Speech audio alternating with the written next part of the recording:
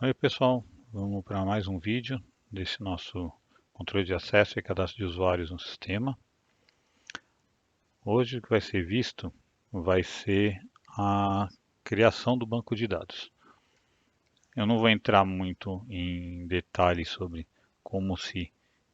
as características do banco de dados e tudo mais. A gente vai verificar mais essa questão desse cadastro que a gente vai fazer para o nosso controle de usuários. Então a gente vai criar um banco que vai chamar controle de acesso ou controle acesso. E nesse banco a gente vai ter três tabelas, a de usuários, acessos e rotinas, com esses campos que estão colocados aqui.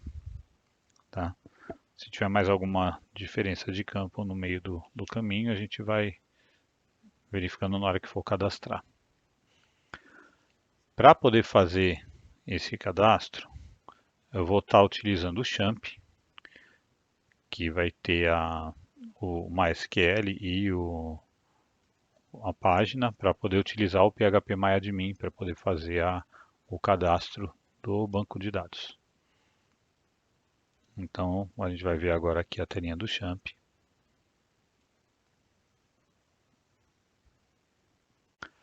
Aqui na telinha do XAMPP, como vocês podem ver, eu tenho o Apache carregado, que é para poder utilizar o PHP para poder mexer no banco de dados, e o MySQL. E clicando aqui em Admin no MySQL, você vai verificar a página do PHP-MyAdmin, que ele vai estar sendo executado no navegador. Aqui no PHP+admin, que a gente está vendo aqui, localhost e tal, a gente vai estar usando no nosso servidor, na nossa máquina mesmo, só que se você estiver colocando em outro lugar, é claro, você vai estar usando o IP do servidor que você vai estar usando e tudo mais. Ou pode estar usando outra ferramenta que não seja o PHP+admin, aí depende de vocês. Então vamos criar um novo banco. Esse novo banco aqui, eu já tenho alguns criados aqui para outras utilizações. O nosso aqui vai ser o controle acesso. Vamos estar utilizando o, o collection dele, vai estar sendo o TF8MB4 General CI, por quê? Para poder utilizar letras com acentuação e coisas assim que vai estar sendo reconhecido.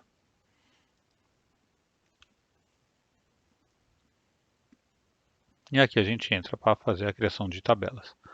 Na primeira tabela que a gente viu, a gente vai fazer a de usuário, que é a nossa maior tabela, na verdade. Ela conta com 8 campos, tá? Que vai ser o que a gente vai estar utilizando. Então a gente consegue fazer inclusive o cadastro agora. Já disse isso, botando aqui o número de colunas 8 para poder fazer o cadastro dos 8 campos. Vai ser um deles o código usuário,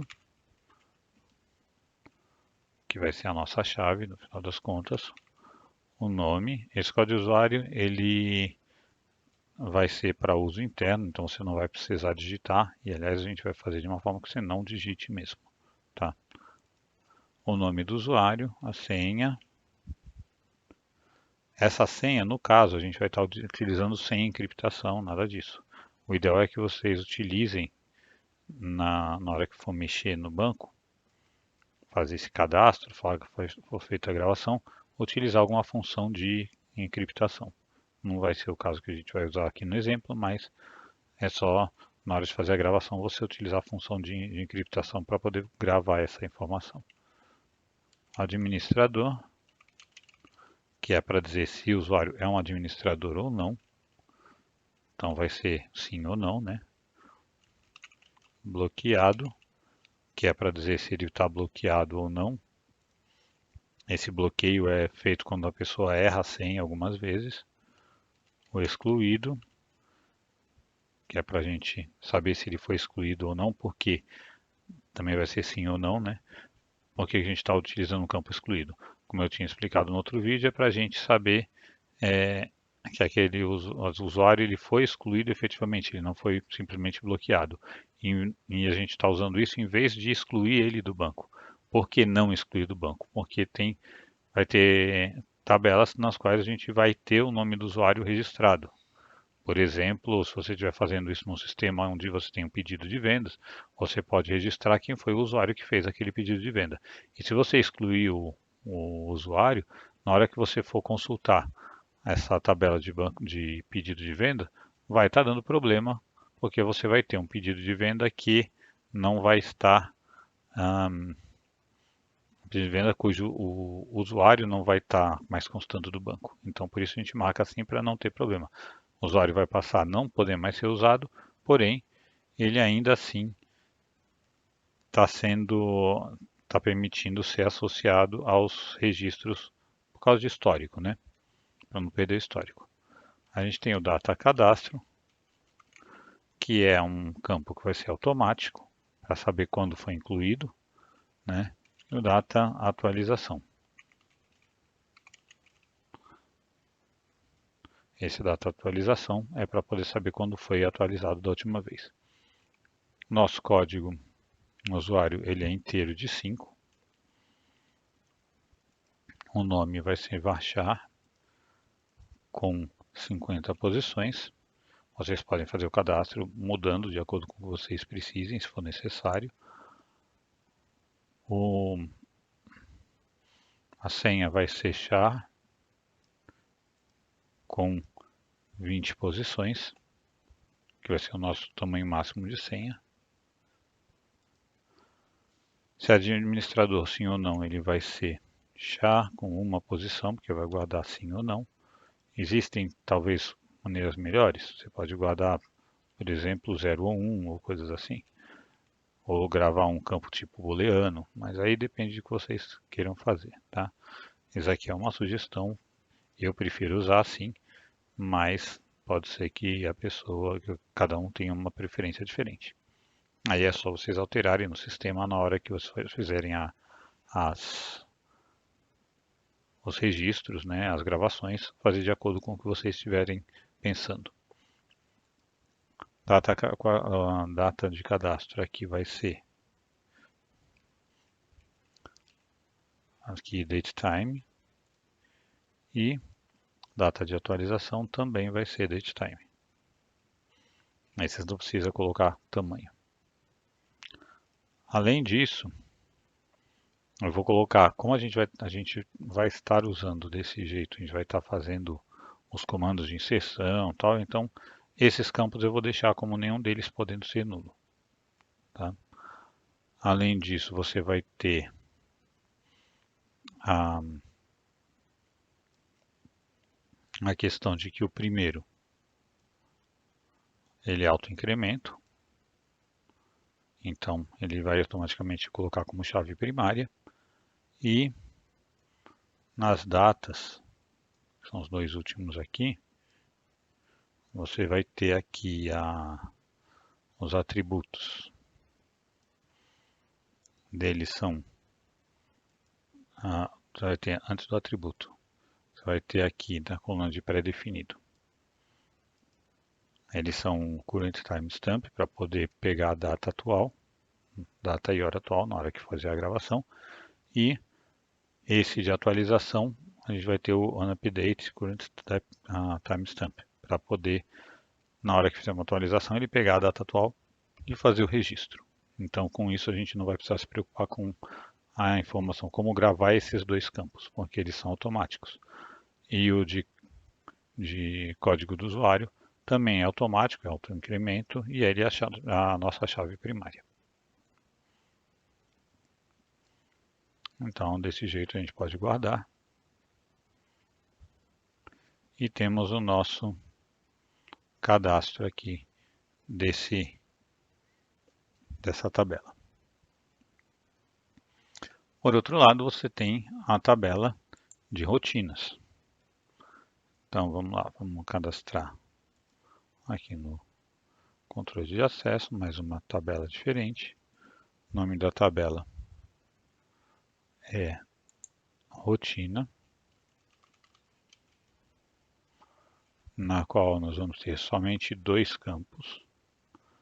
Um deles é o código da rotina, no nosso caso código rotina, inteiro de 4. Não vou deixar como sendo autoincremento, mas ele vai ser a chave primária, apesar de ser não ser autoincremento, porque eu quero ter domínio sobre qual é o código da rotina por causa do menu e coisa e tal. Então isso aqui eu quero ter esse domínio. Então não vai ser autoincremento. Se vocês quiserem fazer com autoincremento, tudo bem, vocês podem fazer sem problema nenhum. E a rotina. Essa rotina, na verdade, é somente a descrição. Então você vai ter o char aqui e com 30 de tamanho, que vai ser o nome dessa rotina. E podemos guardar. Então temos o nosso cadastro aqui com código rotina e rotina. E para ligar os dois, conforme a gente fez no nosso modelo de entidade de relacionamento, a gente vai ter uma outra tabela aqui, que é a tabela acesso, na qual você vai ter, essa é uma tabela com cinco campos. Então a gente pode adicionar uma aqui no final. A primeira vai ser o código usuário, que a gente viu que a gente definiu como inteiro de 5. Temos o código rotina, para poder dizer que aquele usuário tem ou não acesso àquelas rotinas. Aqui o acesso. O acesso eu vou colocar como sendo caractere de 5, porque esse daqui são as 5 posições, que é a consulta, alteração, inclusão, exclusão e relatório. Então ele vai ter um sim ou não na posição no que ele tem acesso. Então, se tiver com um N naquela posição, ele não tem acesso. Se tiver o sim, ele tem acesso. Um S, ele tem acesso. E, finalmente, aqui o data cadastro. Um detalhe com relação a cadastro de rotinas, ela não vai ter uma tela para cadastro de rotinas, tá? Porque isso vai estar dependendo do programa que vocês fizerem, do sistema que for feito. Então, não há sentido em você ter uma tela para cadastrar. Isso vai estar embutido no programa que vocês fizerem. Tá? Então, data de cadastro e data de alteração. Sendo que aqui é date time e aqui também date time. Em ambos é pré-definido de data e hora atual e um atributo no data de alteração onUpdate. Nenhum deles pode ser nulo, todos eles são obrigatórios. E eu vou fazer o registro aqui para poder colocar depois qual é a chave. Vamos guardar. Já temos aqui. Por que que eu fiz dessa forma? Porque a chave, na verdade, é o código do usuário com o código da rotina. Cada usuário vai ter ou não acesso, vai ter um registro só falando código do usuário, código com aquele conjunto código usuário, código rotina. Por isso, essa é a chave única, no caso. Então, ele vai ser a nossa chave primária. Então, estamos aqui com a nossa estrutura pronta, prontos para receber o nosso cadastro para a gente poder começar a fazer os trabalhos. Não coloquei nesse banco de dados o acesso com um usuário e senha específico. Se vocês quiserem fazer isso, vocês podem colocar através da criação de um usuário no banco e definir nesse usuário do banco qual é qual é o nome do usuário e senha para poder ter os acessos de acordo com esses usuários, você fazer o acesso. Aí que seria aqui no controle de acesso, aí você tem aqui os privilégios para vocês colocarem, acrescentarem aqui um usuário com acesso a esse banco de dados, tá? A esse conjunto de tabelas. Não vai ser o nosso caso, a gente vai usar o root sem senha, como está aqui, porque é um cadastro básico, a gente está fazendo aqui só para essa máquina. Se for, claro, só fazer para um cliente ou algo assim, ou num lugar, numa empresa, é mais conveniente você criar o usuário e criar uma senha para esse usuário. E daí você fazer com que somente esse usuário tenha acesso, tenha esse controle, tenha acesso a essa tabela. E aí você pode alterar a senha do root para que, se a pessoa entrar com o root, ela vai ter acesso, claro, mas no sistema você também vai ter um cadastro específico para esse banco. Então, por hoje vai ser só isso. No próximo vídeo a gente vai estar fazendo o cadastro, as primeiras telas para poder fazer o acesso nesse banco e tudo mais. Então a gente vai começar a fazer a programação e também explicar como é que o que são as variáveis, como é que elas são utilizadas, coisas que se você é um usuário já experiente na linguagem, você já vai saber, mas teve gente que já colocou nos comentários que gostaria de ter mais informações, então eu vou fazer um vídeo um pouco mais detalhado falando um pouco sobre a linguagem também. Então é isso. A gente vai se ver no próximo vídeo. Obrigado por assistir. Pode deixar os seus comentários, dúvidas e sugestões. Se gostou, deixa o like, se inscreve no canal e não se esqueça de compartilhar com os amigos. Obrigado.